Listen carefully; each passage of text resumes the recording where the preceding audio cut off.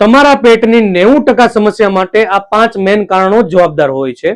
પેટમાં ગેસ થવો, ભરેલું લાગવું, ભંભોટ થવું, ખાધેલું ગળે આવવું યા કબજિયાત રહેવું, આ માટે આ 5 કારણો જવાબદાર હોય છે.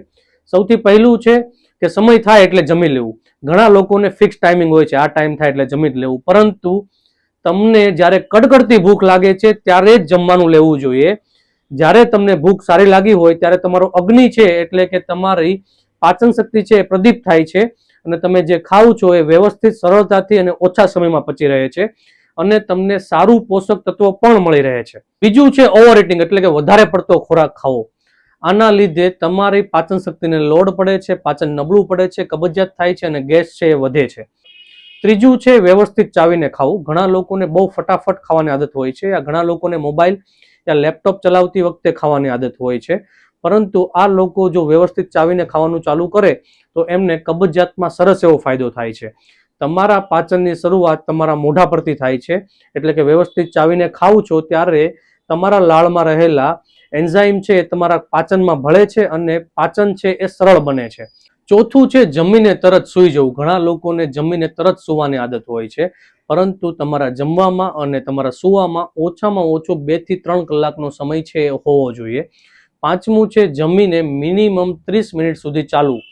ચાલવાથી તમારું પાચન સરળ થશે, ફટાફટ થશે અને તમારું સુગર સ્પાઇક છે એ વધશે નહીં અને તમારું ફેટ છે, ચરબી છે એ પણ વધશે નહીં. સારું સ્વાસ્થ્યની શરૂઆત તમારા સારા પેટથી થાય છે અને સારા પેટની શરૂઆત સારા પાચનથી થાય છે. જો તમારું પાચન સારું હશે તો જ તમને લાંબુ અને સારું આયુષ્ય મળશે. આ સમયમાં મોટા ભાગના લોકોને કબજિયાતની તકલીફ છે.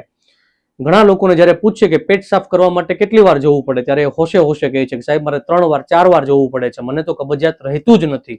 પરંતુ આવું હોતું નથી. તમને એક વારમાં વ્યવસ્થિત પેટ સાફ થતું નથી, એટલે તમારે વારંવાર જવું પડે છે અને આને જ કબજિયાત કહેવાય છે. એક વાર કરતાં વધારે જવું પડે છે, બળ કરવું પડે છે, સમય લાગે છે, સંડાસનો શરૂઆતનો ભાગ યા બધું મળ કઠણ આવે છે, યા પેટ સાફ કર્યા પછી પણ પેટ ફૂલેલું લાગે છે અને તમને એવું લાગે છે કે મને હજુ ફ્રેશ લાગતું નથી. આ બધી વસ્તુને કબજિયાત કહેવાય છે. કબજિયાત માટે નાના નાના તમારા જીવનશૈલીમાં ખોરાકના ફેરફાર તમને સરસ એવો ફાયદો આપે છે. તમે લાંબા ફાકી, ચૂરણ, હરડે, ત્રિફલા ગોળી લઈને થાકી ગયા છો તો આ નાના નાના ફેરફાર તમારે આજથી જ શરૂઆત કરવા જોઈએ. ચા બંધ, દૂધ બંધ, દૂધની બનાવટ બંધ, મીઠાઈ બંધ, મિષ્ટાન બંધ, સેવ, કળી, ગાંઠિયા, ફાફડા નિયમિત નાસ્તામાં યા ઇવનિંગમાં યુઝ કરો છો તો એ બંધ, મેંદો બંધ, સફેદ બ્રેડ બંધ, વધારે પડતું લસણ, લાલ મરચું, લીલું મરચું આ બંધ કરવું જોઈએ. અને આ સિવાય મેઇન વસ્તુ છે ભાખરી. તમારે ભાખરી આજથી જ બંધ કરવી જોઈએ. એની જગ્યાએ રોટલી વ્યવસ્થિત ઘી નાખેલી અને એની જગ્યાએ જવ અને જુવાર વધારે માત્રામાં હોય એવી રોટલી યા રોટલો છે એ ખાવાનું આજથી જ ચાલુ કરવું જોઈએ. જો માહિતી સારી લાગી હોય તો લાઈક કરો, શેર કરો અને જો તમને લાંબા સમયથી કબજિયાત રહે છે અને એ માટે તમારે આયુર્વેદિક સોલ્યુશન જોઈએ છે તો આ વિડીયોમાં કોમેન્ટ કરો યસ, તમને મેસેજમાં કમ્પ્લીટ PDF મોકલી આપીશ.